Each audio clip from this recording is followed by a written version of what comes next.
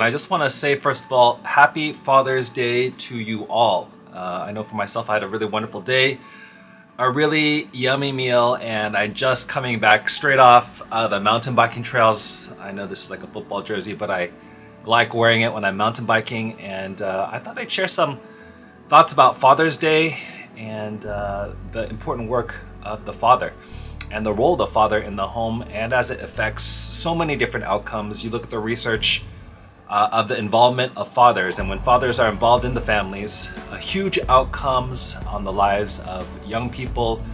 Yet when we look at society and we think about fathers, oftentimes I don't know, the idea of like Bart Simpson's father, Homer Simpson, comes to mind. Like oftentimes I think fathers are seen as either apathetic or worse, kind of like buffoons, right?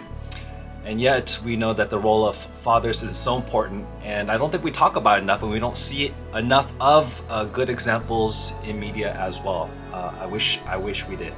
But anyways, a couple of years ago I went with a group of guys to a retreat, and it was called Father School. And so I was thinking in my mind, you know what, always can learn more about being a good father, spending time with kids or something like that. That's what I thought this retreat was going to be about, but man, it gave me 3 paradigm shifts, which I'm going to share with you today. And once again, this is my experience, and I'm just sharing my thoughts today on Father's Day. So the first was, once again, I'm waiting to hear something about quality time with children or something like that, right? So, but the first day, what we did was we talked about reconciling with our own fathers and to forgive them. Right? And so I bet as some folks are listening, I bet there's a lot of people who are listening who maybe have had father wounds, wounds that go deep. And I'm so sorry that that happened to you.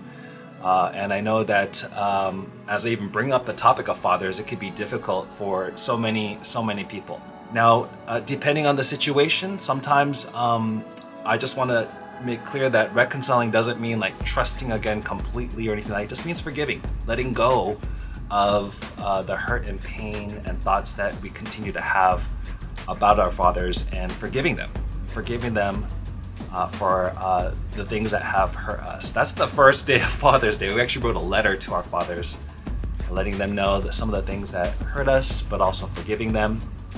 And then if it was the right situation, then asking to have some kind of relationship for those who did not have a close relationship or wanted a better relationship. Now in my case, my father had gone to heaven at this point, so I was just writing this letter, but I wasn't able to send it to my father. But that was step one. Step one was reconciling with your own father. So my mind is kind of blown here. I didn't expect this to be day one of Father School, and yet I thought that was such a great or different kind of idea, challenging idea, right? And I could tell with a lot of the young men that were there with me, don't want to get into specifics, but I could tell that many men had some difficult, very challenging childhood experiences, especially in that group. There are a lot of immigrant families, so they're a second generation like myself, or 1.5, and sometimes the migration experience can be so difficult for a variety of different reasons. There could be a language barrier, and so there's additional tension and pressure and cultural differences. And so there were so many folks who really were challenged in this area and felt those father wounds. And this was a very big step for them to forgive their fathers. That was step one of Father School, right? So really powerful first day. And so I'm thinking, oh, okay, next day we're going to learn about spending time with the kids, right? No, actually not actually. So day 2 was if you want to be a good father, the best gift you can give your child is to love your wife.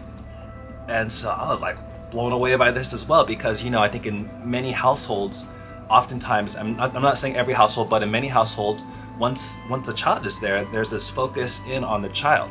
So the mother's focused on the child, the father's focused on the child, and oftentimes not as much focus on the marriage. And then the child is growing up, and then during that process, there's a lack of closeness between the husband and the wife. But what does the child need? Yes, we want to give them attention. We want to give them that support. We want to shape them in the way that they've been created. But at the same time, I think they need to see husbands loving their wives, and they need to see their father loving their wife. And so when I say love, that can mean a lot of different kinds of things. Can it mean affection? Yes, it can mean affection. Can it mean holding hands? Yes, it can mean holding hands. Can it mean things like saying, I love you? Yes, they should hear that too. But it could also be things like love is patient, love is kind. So leading with patience, leading with kindness, and leading in that kind of way as well. And that's love as well. That's expressing itself, seeing that kind of love. So when the child sees the father loving his wife, that's really powerful. And supporting his wife for that matter. In fact, if there's a situation where my children, for example, are not listening, let's say they weren't listening to my wife, then I would not say you need to listen to mommy. I would say you need to listen to my wife. So once again, I think children need to see that. And I was appreciative of that advice for me, and it helped me out so much. So that was day two of the Father School. Once again, so far nothing about spending time with children at this point, right? So I'm kind of wondering, maybe that's gonna be day 3, right? So day 3 was the fathers need to be the spiritual leader of the home, or leader of the home in some kind of way. I know when I say that, probably there's some folks that are listening to this and they're kind of bristling because they're thinking about the patriarchy, right? But leadership doesn't have to be like that in the home. Leadership can be leading in love, right? I'm thinking about, for example, let's say, I've heard it called the fruit of the Spirit. Love, joy, peace, patience, kindness, goodness, faithfulness, gentleness, and self-control. What if a husband were to lead in that area, like lead in that kind of way? Oftentimes, leading can be leading in creating an opportunity for discussion, talking, right, about how to make decisions together.